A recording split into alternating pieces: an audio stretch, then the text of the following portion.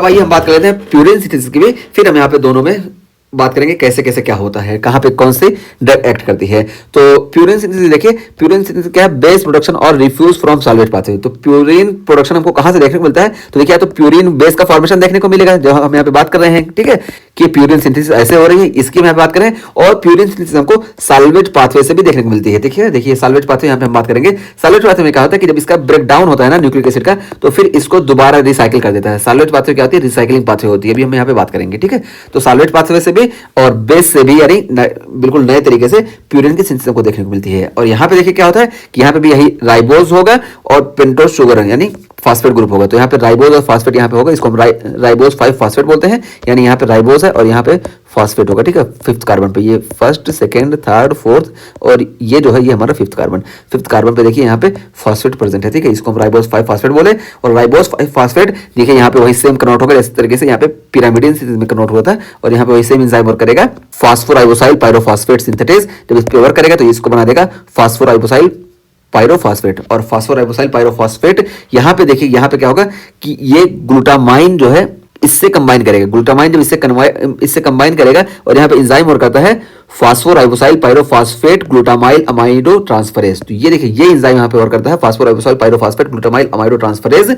और ये इसको फास्फोराइबोसाइल पायरोफॉस्फेट को कन्वर्ट कर देता है फास्फोराइबोसाइल अमाइन में, ठीक है। तो यहाँ पे देखिए अमाइडो से था, इस वजह से ये फास्फोराइबोसाइल अमाइन में कन्वर्ट हो गया। ये स्टेप बीच में हम इसलिए बताया ना, यहाँ पे डायरेक्ट आयनोसाइटल मोनोफॉस्फेट में बताया गया था, लेकिन हमें बीच में इसलिए बता दिया क्योंकि भी इसका इंपॉर्टेंस है और ये रेट लिमिटिंग स्टेप है, इस वजह से हमें बताया। तो देखिए यहाँ पे ये एंजाइम वर्क किया phosphoribosyl pyrophosphate glutamyl amido transferase और इसको कन्वर्ट कर दिया फास्फोराइबोसाइल अमाइन में। फिर फास्फोराइबोसाइल अमाइन पे देखिए डिफरेंट स्टेप से ये होकर गुजरता है और ये हमारा बन जाता है आयनोसाइटल मोनोफॉस्फेट, ठीक है। तो आयनोसाइटल मोनोफॉस्फेट जब बना तो अब देखिए आयनोसाइटल मोनोफॉस्फेट में क्या होता है कि यहाँ पे देखिए दो इसका फेथ होता है। एक फेथ ये होता है कि यहाँ पे ये एस्पार्टेट से कंबाइन कर ले और एस्पार्टेट जब इससे कंबाइन करेगा तो ये बनेगा हमारा एडेनिन मोनोफॉस्फेट। देखिए अब एडेनिन मोनोफॉस्फेट बन गया, तो ये एडेनिन मोनोफॉस्फेट क्या हमारा न्यूक्लियोटाइड है, ठीक है। तो न्यूक्लियोटाइड एडेनिन मोनोफॉस्फेट बन गया। यहाँ पे देखिए न्यूक्लियोटाइड ये बना एडेनिन मोनोफॉस्फेट। तो देखिए नाइट्रोजन बेस यहाँ पे ये प्रेजेंट है पेंटोज शुगर और इसके फिफ्थ कार्बन पे देखिए हमको फॉस्फेट देखने को मिले। तो ये हमारा न्यूक्लियोटाइड हो गया एडेनिन मोनोफॉस्फेट। और इसी के हम न्यूक्लियोसाइड की बात करें, यहाँ से फॉस्फेट रिमूव हो जाएगा तो ये हमारा बन जाएगा एडिनोसिन। और यहाँ से देखिए ये पेंटोज शुगर भी अलग हो जाएगी, सिर्फ एडेनिन अकेले बचेगा तो इसको हम बोलेंगे एडेनिन, ठीक है। तो ये हमारा हो गया एडेनिन का फॉर्मेशन। और प्यूरिन में हमारा दूसरा क्या होता है AG, ठीक है। तो हम एडेनिन की बात कर लिए, गुआनिन दूसरा होता है। तो देखिए इसी आयनोसाइटल मोनोफॉस्फेट पे यहाँ पे देखिए आयनोसाइटल मोनोफॉस्फेट डिहाइड्रोजनेज एंजाइम वर्क करता है और इसको कन्वर्ट कर देता है ज़ैंथीन मोनोफॉस्फेट में, ठीक है। तो ये देखिए ये M नहीं बल्कि P है, तो ये ज़ैंथीन मोनोफॉस्फेट होता है, ठीक है। ये P है, इसको हम इस कलर से बना दें, इस कलर से, ठीक है। ज़ैंथीन मोनोफॉस्फेट में कन्वर्ट करता है। ये बीच में एक स्टेप था, यहाँ पे इसको स्किप किया गया था लेकिन हम बता दिए, तो इसको क्यों बताया भी हम बताते हैं, ठीक है। तो देखिए आयनोसाइटल मोनोफॉस्फेट ये कन्वर्ट होकर ज़ैंथीन मोनोफॉस्फेट में IMP डिहाइड्रोजनेज के प्रेजेंस में, और फिर ये ज़ैंथीन मोनोफॉस्फेट जो होता है ये फिर यहाँ पे कन्वर्ट हो जाता है गुआनिन मोनोफॉस्फेट में, ठीक है। देखिए गुआनिन मोनोफॉस्फेट है, तो देखिए गुआनिन मोनोफॉस्फेट जो होता है ये हमारा न्यूक्लियोटाइड है, ठीक है। तो देखिए न्यूक्लियोटाइड यहाँ पे बन गया और न्यूक्लियोटाइड में देखिए सारी चीजें प्रेजेंट है। और यहाँ से जब फॉस्फेट को हम रिमूव कर देंगे तो हमारा ये न्यूक्लियोसाइड बन गया जिसको हम गुआनोसिन बोले। और जब यहाँ से इसको पेंटोज शुगर को भी अलग कर देंगे तो देखिए हमारे ये गुआनिन बन गया। तो गुआनिन और एडेनिन का भी फॉर्मेशन हम देख लिए। तो ये हमारा हो गया प्यूरिन सिंथेसिस, ठीक है। तो प्यूरिन सिंथेसिस में पूरा हम बात कर लिए कैसे कैसे कौन सा एंजाइम होता है, कहाँ पे रोल प्ले करता है, ठीक। तो ये पूरा हम बात कर लिए, पूरा हम एकदम बिल्कुल अच्छे से क्लियर कर दिए, ठीक। अच्छा यहाँ पे हम देखें, अब देखिए ये प्यूरिन सिंथेसिस में यहाँ पे 2-3 चीजें हम दिखाएं आपको। ये देखिए ये वाला जो हम दिखाए थे प्यूरिन में फर्स्ट नाइट्रोजन जो होता है ये एस्पार्टेट से आता है। तो एस्पार्टेट से कहाँ से आया, तो देखिए प्यूरिन में देखिए फर्स्ट नाइट्रोजन एस्पार्टेट से आया। हम कहाँ पे आपको दिखाएं, ये देखिए प्यूरिन में फर्स्ट नाइट्रोजन जो होता है ये देखिए एस्पार्टेट से आता है। एस्पार्टेट देखिए फर्स्ट नाइट्रोजन डोनेट करता है, तो इस तरीके से एडेनोसिन मोनोफॉस्फेट बनता है। तो फर्स्ट नाइट्रोजन जो होता है ये एस्पार्टेट से आता है।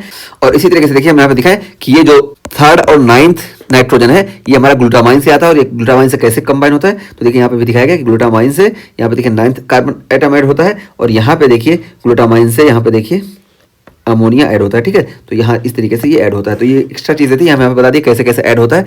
तो पता चला कि ये प्यूरिन जो होता है ये कई स्ट्रक्चर से मिलकर बनता है, ये हम पीछे भी बता के आ चुके हैं। तो ये हम पूरा सिंथेसिस बता दिए। अब सिंथेसिस में देखिए 1-2 चीज हम पहले यहाँ पे बता दें, फिर इसके बाद फिर इस पे हम चलेंगे, ठीक है। तो यहाँ पे देखिए सिंथेसिस में सबसे पहले ये जो बताया गया कि ओरेटिक एसिड, ठीक है। तो ओरेटिक एसिड यहाँ पे देखिए इंपेयर्ड इन ओरेटिक एसिड यूरिया। तो ओरेटिक एसिड यूरिया जब होता है तो ये ओरेटिक एसिड जो होता है ये यूरेडिन मोनोफॉस्फेट में कन्वर्ट नहीं हो पाता है, यूरेडिन मोनोफॉस्फेट में कन्वर्ट नहीं हो पाएगा। इस वजह से हमको यूरिन में जो है ओरेटिक एसिड का एक्सक्रीशन ज़्यादा देखने को मिलेगा, ठीक है। ओरेटिक एसिड का एक्सक्रीशन ज़्यादा देखने को मिलेगा तो ये पता चला यूरिडीन मोनोफॉस्फेट नहीं बन पाएगा, और जब यूरिडीन मोनोफॉस्फेट नहीं बन पाएगा यानी यूरासिल नहीं बना तो हमको पूरा आरएनए की सिंथेसिस डिक्रीज देखने को मिलेगी। इसी तरीके से हमको डीएनए की भी सिंथेसिस डिक्रीज देखने को मिलेगी, क्योंकि यूरिडीन से ही ये आगे जाके जब यूरिडीन होगा तो ये आगे जाके यहाँ पे थाइमिन का फॉर्मेशन करेगा, ठीक है। तो इस वजह से हमको ओरेटिक एसिडुरिया में मेगालोब्लास्टिक एनीमिया देखने को मिलता है, ठीक है। तो मेगालोब्लास्टिक एनीमिया क्यों देखने को मिलेगा? अच्छा, यहाँ पे एक आपको कंफ्यूजन होगा कि जब यूरिडीन मोनोफॉस्फेट बन रहा है तो फिर डीएनए का मैच्योरेशन नहीं हो रहा है, बात तो समझ में आ रही है, क्योंकि ये नहीं बन रहा है। लेकिन यूरिडीन मोनोफॉस्फेट नहीं बन रहा है तो इसका मतलब है कि साइटोप्लाज्म भी मैच्योर नहीं होगा, ठीक है। साइटोप्लाज्म भी मैच्योर नहीं होगा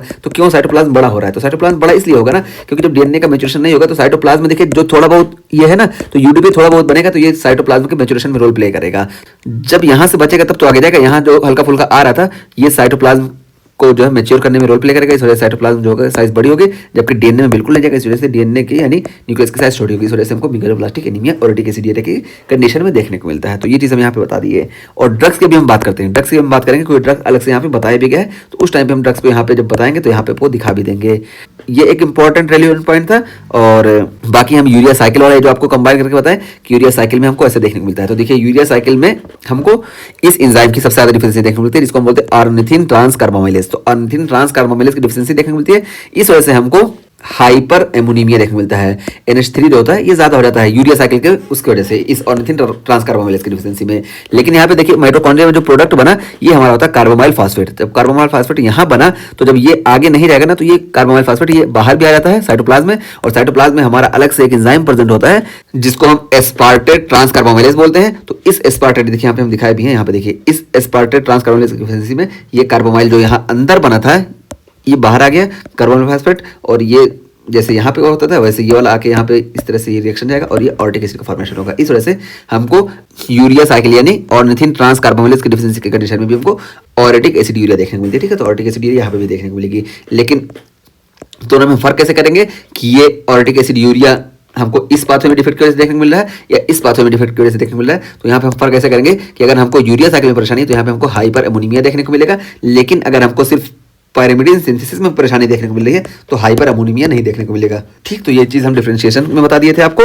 और यहाँ पे एक चीज और आपको गौर करने वाली चीज है पायरिमिडीन सिंथेसिस में कि यहाँ पे देखिए आपका साइटोसोल में यानी साइटोप्लाज्म में और माइटोकॉन्ड्रिया दोनों जगह रिएक्शन चल रही है। तो देखिए हम बताए ना कि 4 रिएक्शन ऐसी होती है, दो माइटोकॉन्ड्रिया और साइटोसोल दोनों जगह चलती है, उसमें से एक हीम सिंथेसिस है, यूरिया साइकिल देखिए यहाँ पे दिखा है कि यूरिया साइकिल है, और इसी तरीके से ग्लूकोनियोजेनेसिस ये भी माइटोकॉन्ड्रिया और साइटोप्लाज्म दोनों जगह चलती है, और ये पायरिमिडीन सिंथेसिस जो है ये भी हम दिखा कि साइटोप्लाज्म और माइटोकॉन्ड्रिया दोनों जगह चलती है। तो ये 4 साइकिल जो होती है ये दोनों जगह यानी साइटोप्लाज्म और माइटोकॉन्ड्रिया दोनों का इस्तेमाल करती हैं, ठीक। तो ये पूरा हमारा कंप्लीट हो गया। और उसका फिर हमें यहाँ प्यूरिन सिंथेसिस बताया कि प्यूरिन सिंथेसिस यहाँ बेस से भी प्यूरिन की सिंथेसिस होती है, और ये प्यूरिन की सिंथेसिस सैल्वेज पाथवे से भी होती है जो आगे हम यहाँ पे बात करने वाले हैं, ठीक है। तो सैल्वेज पाथवे भी हम बात करेंगे।